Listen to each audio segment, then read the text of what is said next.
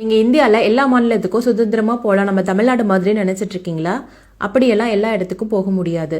சில மாநிலங்கள்ல நீங்க போறதுக்கு முன்னாடியே அரசு அனுமதி பெற்று தான் போக முடியும். அதுக்கு பேர் தான் இன்னர் லைன் பர்மிட், உள்நுழைவு அனுமதி சீட்டு. அப்படின்னா என்ன? இது ஒரு சிறப்பு அனுமதி ஆவணம். இது இல்லாம வெளி மாநிலத்தவர்கள் அந்த மாநிலத்துக்குள்ள நுழைய முடியாது. இதோட நோக்கம் என்ன? அந்த உள்ளூர் மக்களோட கலாச்சாரம், நிலம், வாழ்க்கை முறையை பாதுகாக்கிறது. அப்போ இது எந்தெந்த மாநிலங்கள்ல நடைமுறையில இருக்கு? அருணாச்சல பிரதேசம், நாகாலாந்து, மணிப்பூர், மிசோரம். இதைத்தான் செந்தமிழன் சீமான் அவர்கள் தமிழ்நாட்டிற்கு இன்னர் லைன் பர்மிட் வேணும் அப்படின்னு சொல்லி பல வருடங்களா வலியுறுத்தி வராங்க.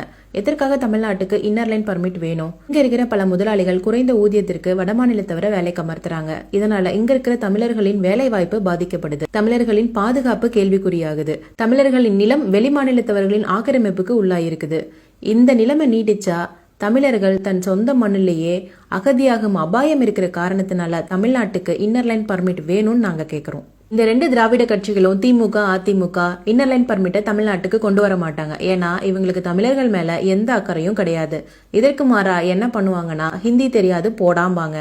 ஆனா வடமாநிலத்தவர்கள் வசிக்கிற பகுதியில போய் ஹிந்தில சுவரொட்டி ஒட்டி வாக்கு சேகரிப்பாங்க. மொத்தத்துல திராவிடர்கள் அவங்க இனத்துக்கும் உண்மையா இருக்க மாட்டாங்க, தமிழர்களுக்கும் உண்மையா இருக்க மாட்டாங்க. தமிழ்நாட்டிற்கு வளர்ச்சி வரட்டும், ஆனால் அது தமிழனின் கையில் இருக்கட்டும். இணைந்திருப்போம் உறவுகளை, தொடர்ந்து பயணிப்போம் தமிழ் தேசிய பாதையில். வெல்லட்டும் விவசாயி, நாம் தமிழர்.